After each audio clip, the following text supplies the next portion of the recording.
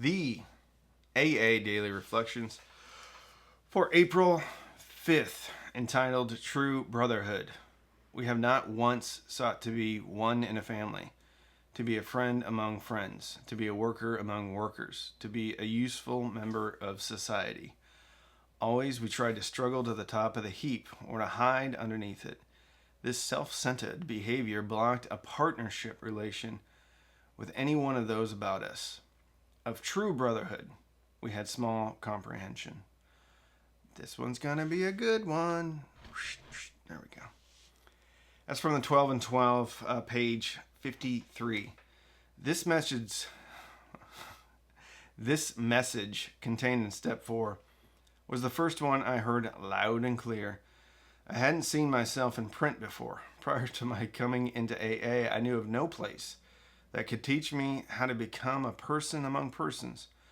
From my very first meeting, I saw people doing just that, and I wanted what they had. One of the reasons I'm a happy, sober alcoholic today is that I'm learning this most important lesson. I knew this was going to be a good one just by the title. Although the beginning of this I feel like it's a communist manifesto. Be a good worker. Be one of many. Of all doing the same thing. Hail to the motherland. No, I'm just kidding. I do feel like a communist country would really key in on self-centered behavior, though. Like a social credit score. All jokes aside, though. Always tried to struggle to be the top of the heap or to hide underneath it.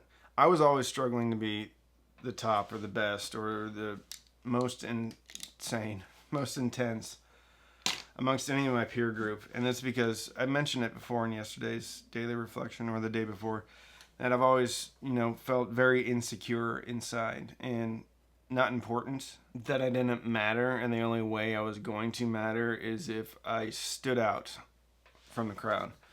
Whether it's being the hardest worker, and being the hardest worker is also a form, in my opinion, of being insecure and not being fulfilled, not having a good spiritual relationship.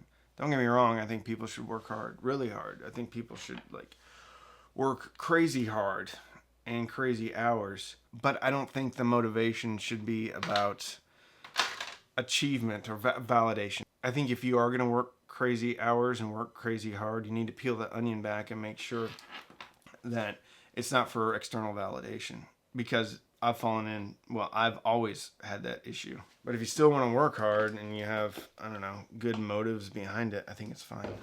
Bit of a tangent there. One of the things that was difficult for me to be a people amongst people is, from the outside looking in, I got along with everybody. I was kind of the funny guy. I was pretty outgoing, but secretly I was judging everyone.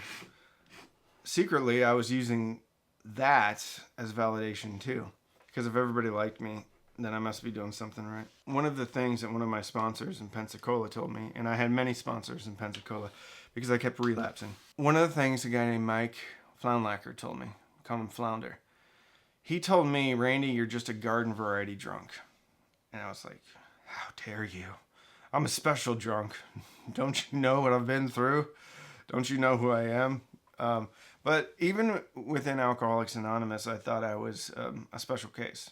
And I simply wasn't. I was a garden variety alcoholic.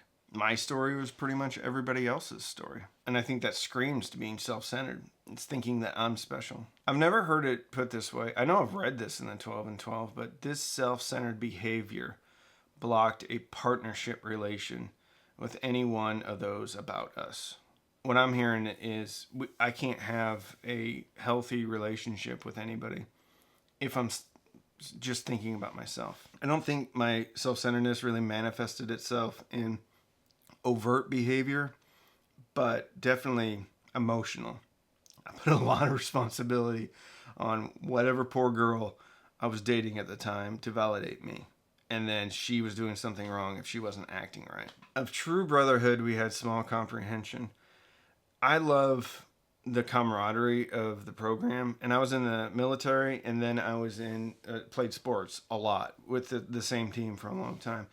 So there was a lot of camaraderie amongst that. AA is the only place outside of the military that I've ever seen true camaraderie.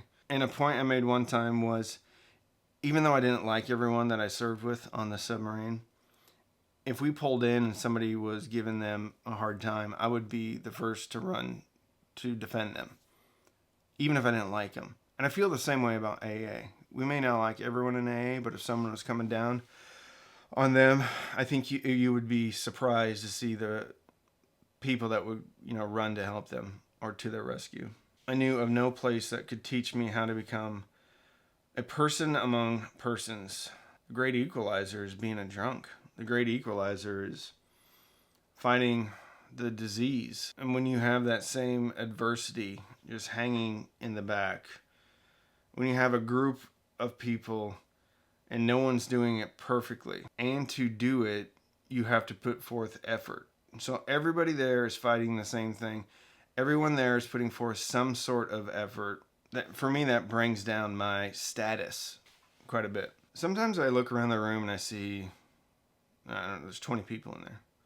And let's say the average length of sobriety was 5 years.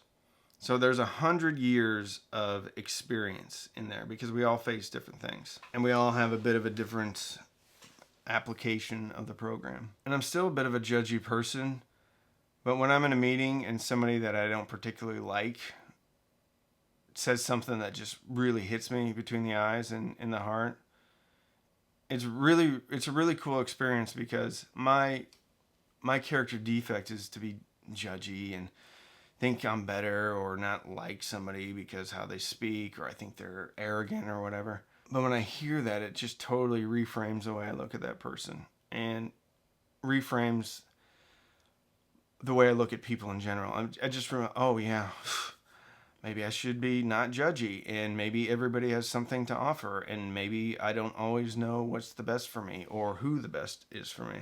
My apologies. I had to go pick up my daughter from a sleepover. Where were we? Oh yes, the AA Daily Reflections for April 5th. One of the reasons that I'm a happy, sober alcoholic today is that I'm learning this most important lesson, and that is true brotherhood. There is a member of my home group that has pretty bad cancer, and because of that, he's had a litany of health issues.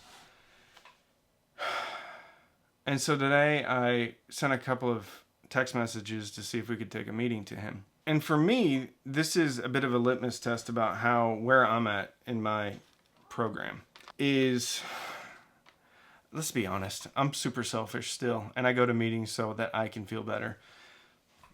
And I do this so I can feel better. However, I do think this could potentially be a way to serve other people's at scale. Not just at a meeting, but hundreds of thousands. But I know right now there's a dozen-ish, dozen and a half people that watch this. But I think a true brotherhood or sisterhood, true camaraderie is putting yourself aside. I keep feeling like we're going back to communism. Putting yourself aside and thinking about the group as a whole. Grab your hammer and sickle and get ready for sobriety. I'm kidding. So part of not thinking you're better than at the top of the heap or less than being under the heap is being in the middle. And being in the middle means that you are helping out other people, or at least taking the initiative to help out other people. Putting it out there, giving the option of helping other people. So yeah, this is a good one today. It gives me a lot to think about. Anyway, I hope you stay sober. If you like this, like it, subscribe if you'd like to. Otherwise, stay sober. Have a great day. And if you're not sober, go to a meeting. They're awesome.